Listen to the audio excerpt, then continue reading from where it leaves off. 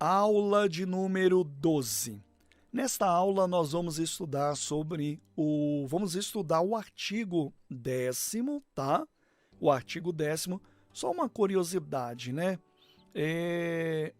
Nós estamos falando sobre a cláusula compromissória, sobre agora o compromisso arbitral, que são dois meios diferentes de contratos que assume ali as partes um compromisso para solucionar o litígio na arbitragem, dessa forma excluindo as possibilidades de levar para o Poder Judiciário, né? E a cláusula compromissória e o compromisso arbitral é chamado também na lei de convenção. Aí a gente começou a ver as características da cláusula compromissória, mas agora entramos no compromisso arbitral, que é um outro método também que você aplica a sua forma de trabalho.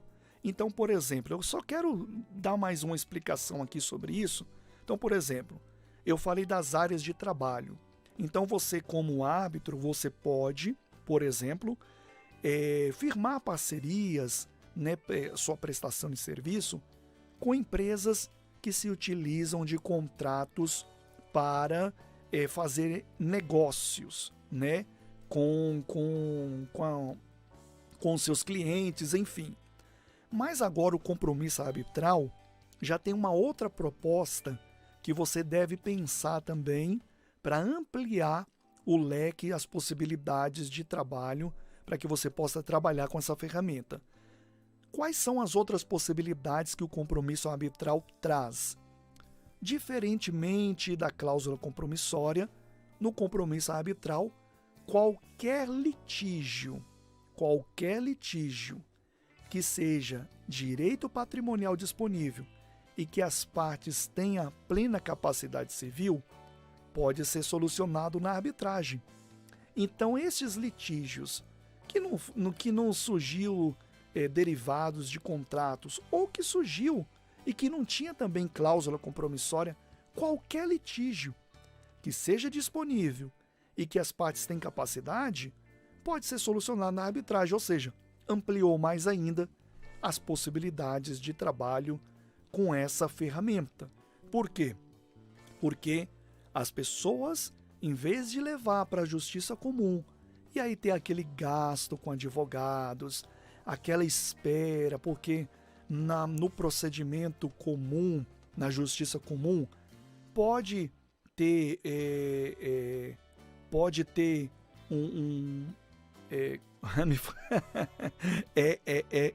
me fugiu a palavra agora.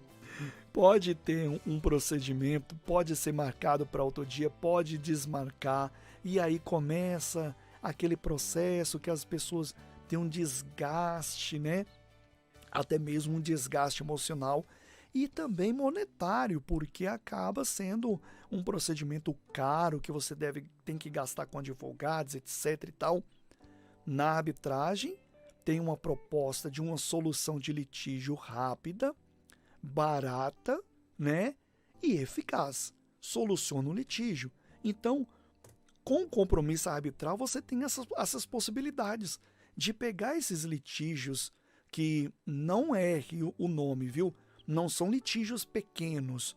Pode ser pequeno, pode ser grande, porque o que conta não é se o litígio é pequeno pela sua expressão monetária. Não importa nem se é pequeno ou se ele é grande por esse tipo de olhar. Tem muita gente que pensa, essas causas pequenininhas aí eu posso pegar tudo e solucionar na arbitragem. Pode ser pequenininha, pode ser grande. O que vai contar é se é direito patrimonial disponível. Pode ser uma causa que tem um valor aí de 5 milhões. Pode ser uma causa que tem um valor de R$200. Então não é valor que determina se é grande, se é pequeno. O que determina é se as partes são capazes e também um outro fator, se o direito é disponível. Não importa o valor, tá? Isso é o que importa. Então o árbitro pode pegar essas causas aí que são disponíveis, que as partes podem dispor, né? Nesse caso, disponíveis, e que as partes são capazes.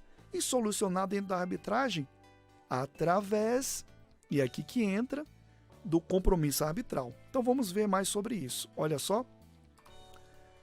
Artigo 10º diz o seguinte: constará obrigatoriamente do compromisso arbitral. Então veja, o que nós estamos falando aqui é do compromisso arbitral, e agora entra uma questão importantíssima. Você não faz compromisso arbitral de qualquer maneira. Você faz compromisso arbitral seguindo regras. Quais regras são essas? Lei 9.307, no artigo 10º, fala quais são essas regras. E nós vamos ver isso agora, tá bom? Então, constará o que, pessoal?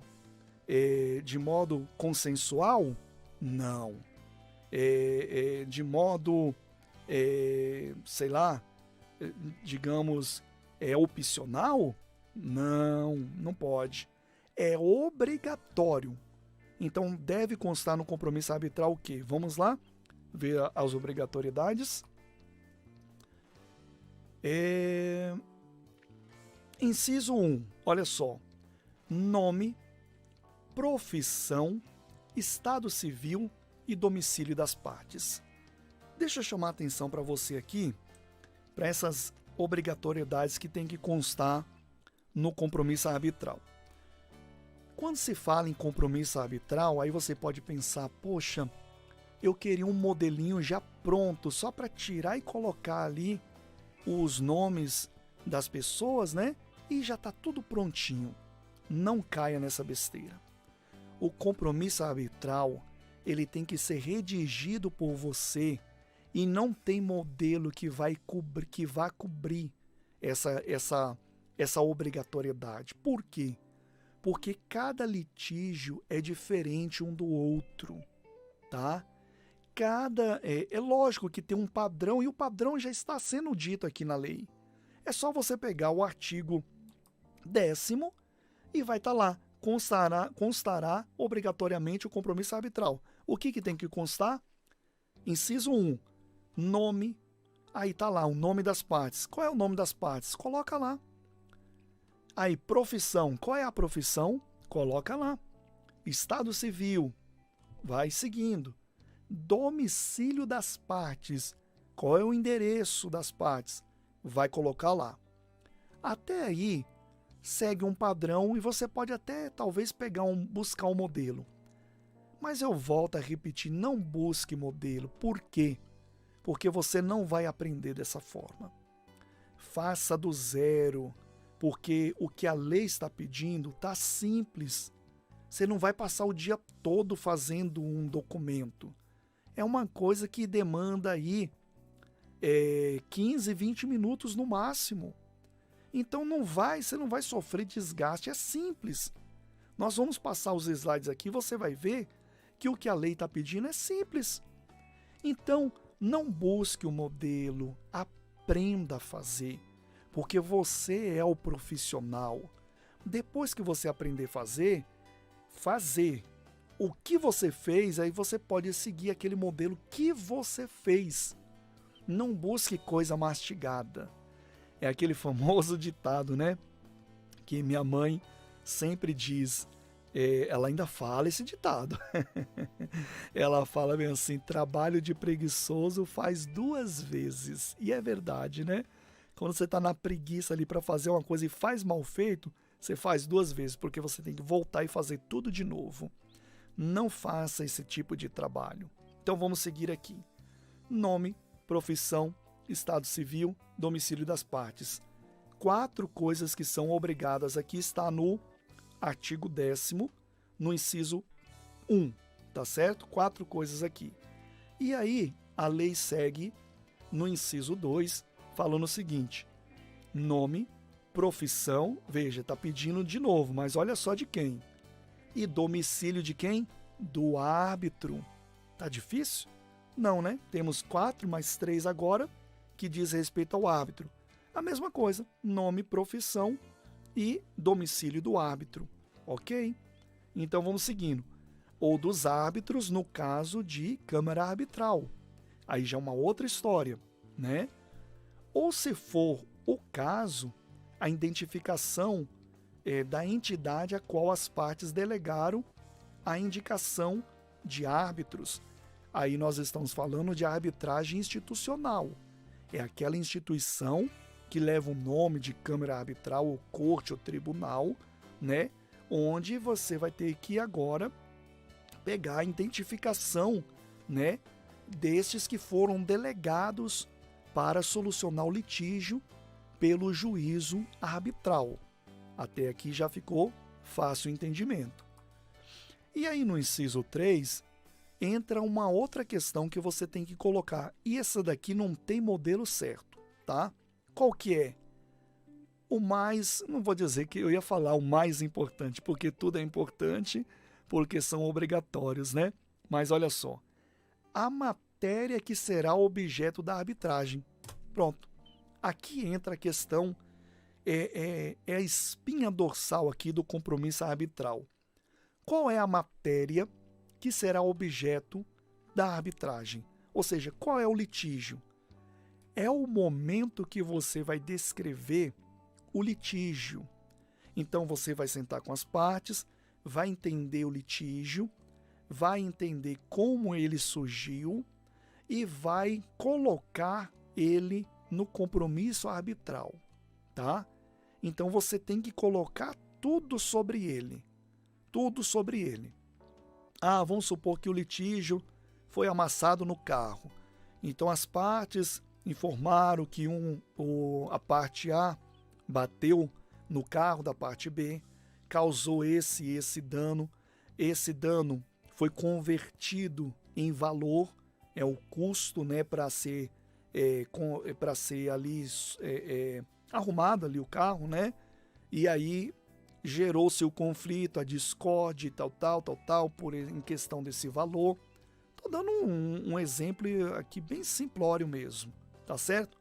E aí então você vai descrever qual é essa matéria.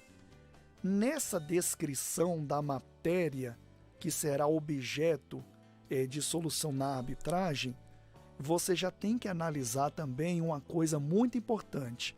Faz uma forcinha aí para ver se você responde. Se é direito o quê?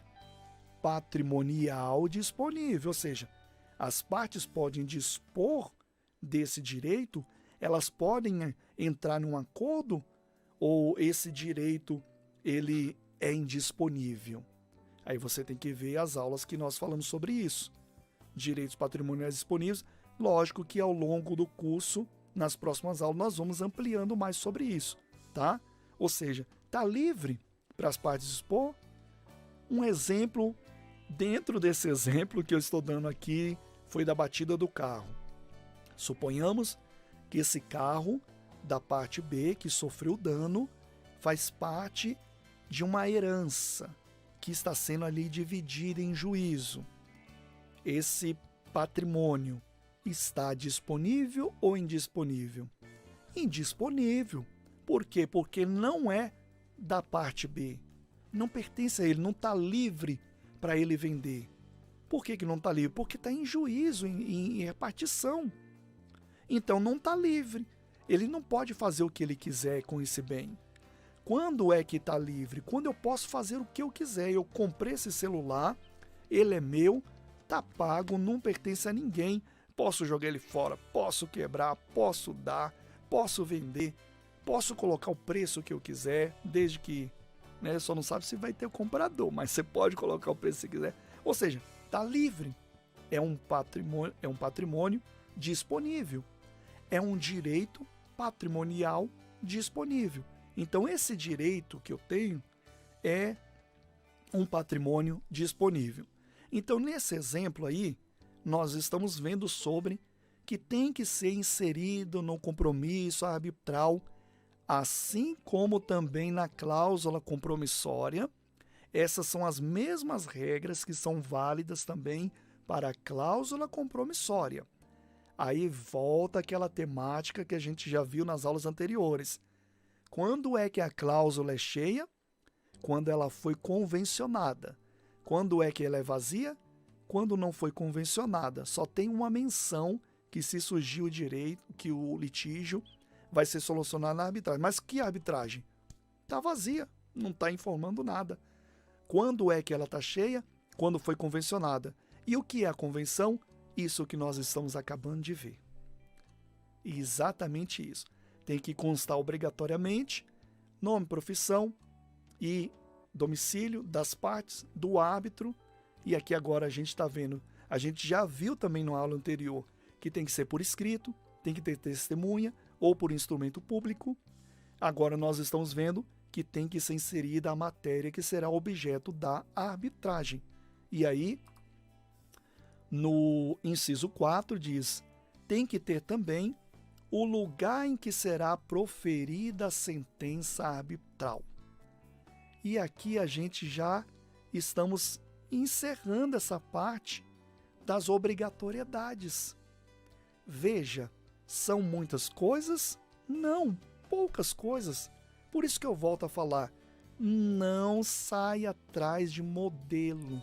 Faça você, porque é simples, é só pegar a lei, imprime a lei, vai no artigo 10º, que nós estamos vendo, aqui eu já até achei ele. Ó, e está escrito aqui, constará obrigatoriamente do compromisso arbitral. E aí tem já, né, 1, 2, 3, 4 incisos.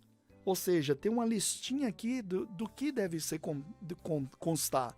Que é essa lista que nós estamos vendo agora. Vai e faz. Faça do zero, tá? E aí então você aprende cada vez mais, você fica mais profissional. E aqui, só completando aqui, o lugar em que será proferida a sentença tem que ter o local. Então, na cláusula cheia ou no compromisso arbitral, segue essas regras, tá? Segue essas regras. Qual é o local? Aí, se você atende na sua casa, em home office, é o endereço da sua casa. Se você tem um escritório, é o endereço do seu escritório. Se você trabalha com arbitragem institucional, tem uma câmara arbitral, lá no endereço da câmara arbitral.